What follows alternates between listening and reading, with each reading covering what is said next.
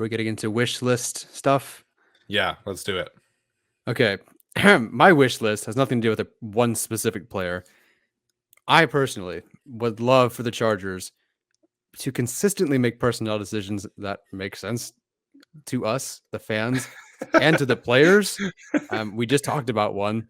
So when the 53-man roster was announced, they could have gone with any of the baller defensive tackles that they had.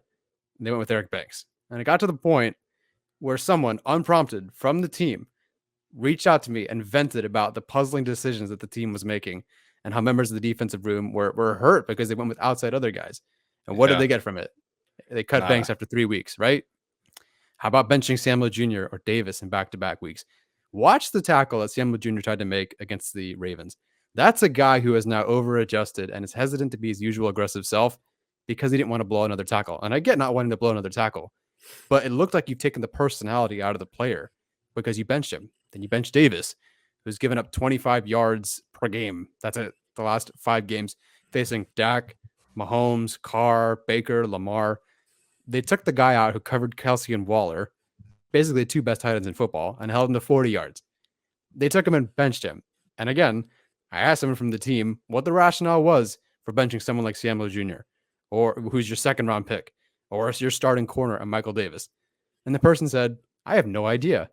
So what's going on? So again, it's not even just like a fan thing. It's like the team, some of them don't understand what's going on. Yeah. And that's, again, before we get into the awful special team situation where, oh my gosh, the whole fan base knew, don't hand Hill the job. And now they've cut him. I don't know if anyone could have been better, but they didn't really give anyone else a chance to be better. Now he's gone. So Hill gets a job unopposed. Banks gets a job unopposed. Kenneth Murray technically got his job unopposed. 2 of them are gone. One is LB3.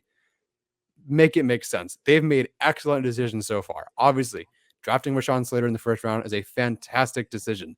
Some of the decisions they've made are great. I love what they're doing in many different areas, but I want to see consistent, honestly, logic behind some of these moves because there are some that just don't make sense to me, to us, the fans, and even some of the players at this point. So I'd like to see them make consistent decisions throughout the rest of the year. Going with Roberts now is a great decision, at least on paper at the time. Totally makes sense. My wish list is from here on out, try to make decisions that make a little more sense because there are some that I just don't get. No, I think that's really fair, and I got into this with people on Twitter who were like, "Actually, you should bench Michael Davis for Tavon Campbell." I'm like, "What the fuck are you guys talking about? We're paying him $8 million to be CB1, and he's been playing well, and we're benching him from some guy from the CFL. Tavon Campbell's been playing great. You do not bench Michael Davis for him." So I got fed up with that this week. But no, I mean, if we're getting into wish list stuff, I think personnel is probably where I would go. This goes into cut Tristan Vizcaino and bring in Dustin Hopkins. But aside from that, I think it's just about like Tyler said, going with a lot of the same just personnel from game to game and be consistent in getting guys involved too. Keenan Allen has sort of just had games where he's either going to have 10 plus receptions or it's maybe he'll have 2.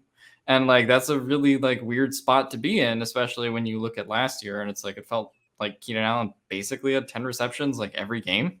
And that was a little bit Herbert being over reliant on him at times, but he just has to be part of the game plan. As much as Mike Williams maybe has taken over that Michael Thomas role, I think he's got to still be involved. So it's not just him either, right? You have games where Eckler is a huge part. You have games where Eckler is non-existent sometimes. I think that there's stuff like that. And then okay, well, what's the tight end room? Because Cook is sort of the tight end 1, but some days Donald Parham looks better and sometimes he gets more snaps and sometimes Donald Parham just fades away. So I would say more consistent personnel, offensive and defensive decisions that, like Tyler said, makes sense, but also, I mean, decisions that would benefit the team, getting Keenan Allen more involved benefits the team because he's, arguably the best receiver on the team, right? I don't know if it's that hard. And so you talk about some of the other guys on offense and defense that can contribute.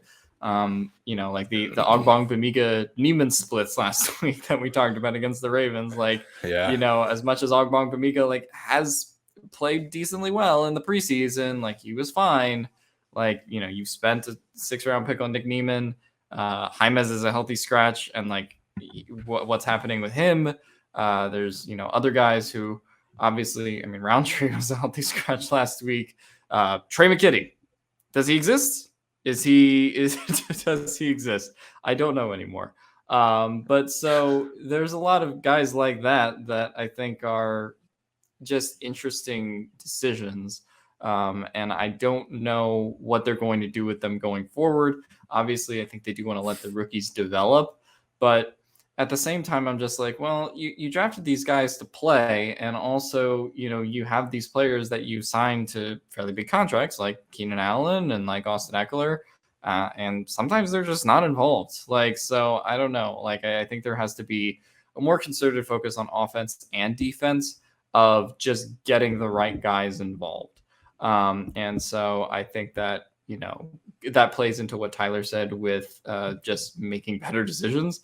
But I'm also just confused on the personnel that they're using sometimes and why it's not very consistent from game to game. Because, you know, we're going to be going up against Bill Belichick, and Bill Belichick will say, hey, I'm going to take this one thing away from you and I'm going to beat you. Mhm. Like, I don't know what that one thing he's going to take away is, because the Chargers haven't been consistent on it from game to game. I don't know if he's going to take away Mike Williams. I don't know if he's going to take away Keenan Allen. I don't know if he's going to take away, you know, whatever it is, right?